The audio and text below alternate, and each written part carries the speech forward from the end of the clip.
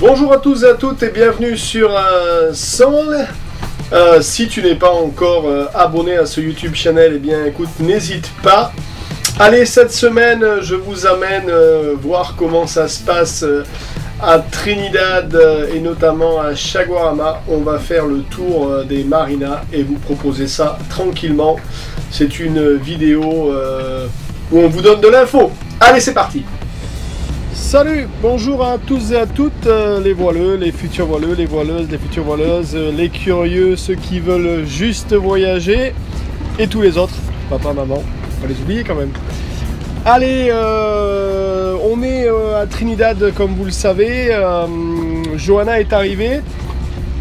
On va en profiter pour vous faire un petit tour des facilités qu'il y a ici. Je sais qu'il y a pas mal de gens qui se posent la question de savoir comment ça se passe au niveau insécurité, comment ça se passe pour sortir son bateau, quelles sont les facilités, l'immigration, la douane, et puis s'il y a pas mal de bateaux à vendre ou pas. Et donc on va essayer de faire un petit tour juste pour vous, parce que vous savez que j'aime bien vous faire plaisir. On est en train d'attendre la demoiselle qui est dans la douche. Tiens, je vais vous faire partager quelque chose. Vous savez tous que j'avais attaqué avec un ketch en acier qui s'appelait Ortus jaune. Et bien regardez, il est juste là. Comme quoi, c'est assez rigolo, hein. Je l'avais acheté à Monastir, Stir, comme ils disent en Tunisie. Ramené à la Grande Motte, préparé. On était parti avec. Et puis, quand j'avais passé mes diplômes de skipper, j'avais trouvé du boulot donc, sur des premiers bateaux de luxe. Et très vite, on est passé sur un Swan de 75 pieds. Puis après 2 ans, on s'est dit bon, ce bateau, on n'en fait rien. On était venu, on l'avait mis au sec ici chez Peak Marina. Et puis quand je suis revenu cette année, je l'avais vendu à un Français, un jeune capitaine français. Et quand je suis revenu cette année, après la Transat, je ne sais pas si vous avez vu la vidéo, je vous en avais parlé, mais il était mouillé à 100 mètres de moi aux Anses d'Arlé en Martinique. Et là, quand on est redescendu l'Arcantillé, je me suis dit waouh, peut-être je vais le voir. Et en fait, je l'ai pas vu. J'ai dit bon, le mec, il a dû se balader. Et en fait, voilà, je suis arrivé ici, je l'ai trouvé. Et le nouveau proprio est en train de partir. Là, il fait un delivery pour un bateau. Il est en train de partir pour faire la Polynésie. Donc, il va passer Panama et partir. Comme quoi, vous voyez, un bateau acier qui est bien entretenu. Il avait été fabriqué en 1969. Par Jean-François, d'ailleurs, si tu regardes cette vidéo, Jean-François qui me l'avait vendu, je te fais un petit coucou. Pourquoi je vous raconte ça? Tout simplement pour vous dire que, et je l'avais acheté, alors là je vais vous lâcher le chiffre, je l'avais acheté 30 000 € à l'époque. Donc vous voyez, c'était juste le passage à l'euro, donc c'était pas si cher et je l'ai revendu pratiquement le même prix. Bien des années plus tard, donc si vous rêvez vous aussi de partir, vous voyez, même un vieux destroyer en acier comme ça fait très bien l'affaire pour venir se balader du côté des Antilles. Allez, on est parti, on va aller faire un tour chez Peak Marina. Vous pouvez déjà voir le slip de sortie qui est là, le petit restaurant qui est derrière. On va faire le tour des facilités. Ici il y a Motorboat, mais ils ont aussi un slip pour sortir les bateaux.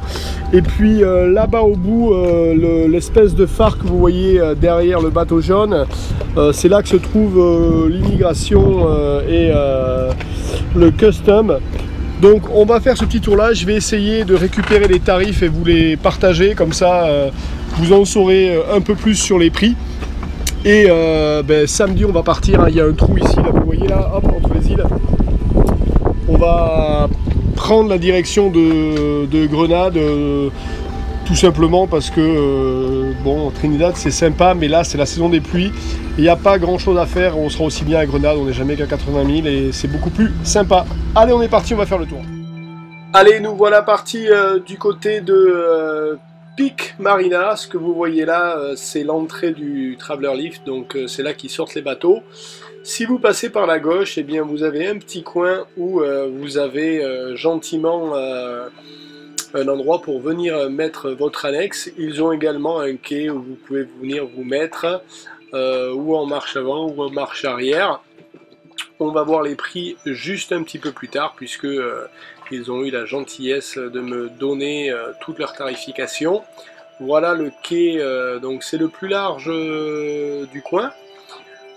Ça passe tranquillement, hein, et ensuite vous avez donc le Traverlift et un espèce de camion sur lequel ils prennent votre bateau par-dessous et qui vont gentiment ranger derrière.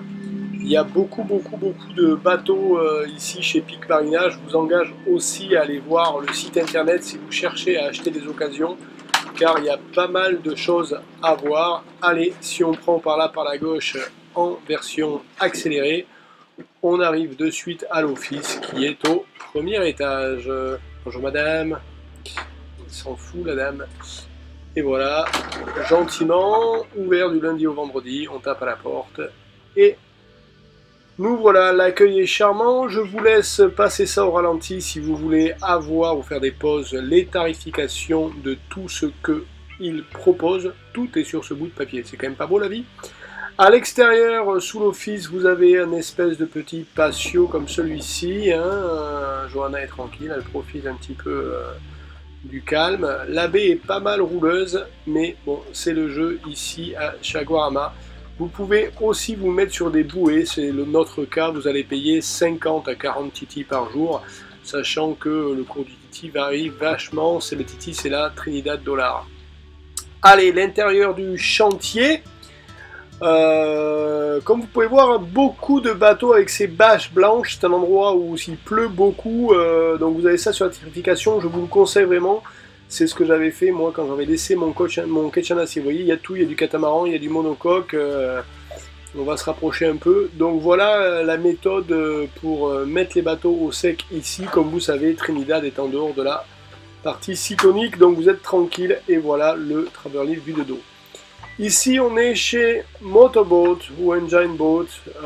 Donc là c'est leur entrée à eux de Traverlift.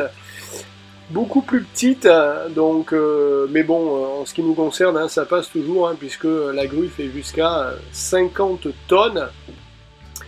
Mais bon, vous pouvez pas faire ça avec un kata. Par contre, ils vous sortent de l'autre côté les catamarans. Si on continue par ici, gentiment, on va y aller en accéléré.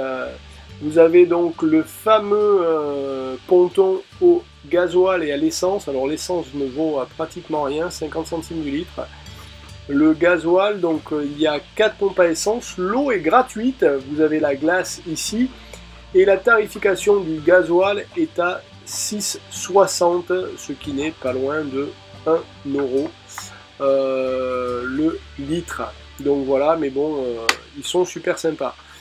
On se promène un petit peu dans le chantier. Donc tout un tas, ils peuvent mettre jusqu'à 250 bateaux. Pour information, à Trinidad, il n'y a pas de limite. Donc tout à fait au bout là-bas, vous avez l'office, on y va gentiment. Il n'y a pas de limite de temps pour les bateaux. Donc si vous mettez un bateau ici, il peut rester 2 ans, 4 ans, 6 ans, 10 ans. Il n'y a pas de limite. Donc ils sont vraiment sympas pour ça.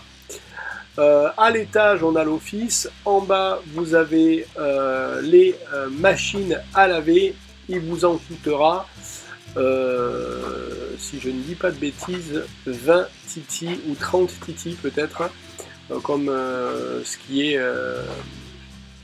30 titis pour une machine et 30 titis pour un séchage. Donc ça fait 60 titis le tout, ça fait 10 balles, grosso modo, pour sécher et laver.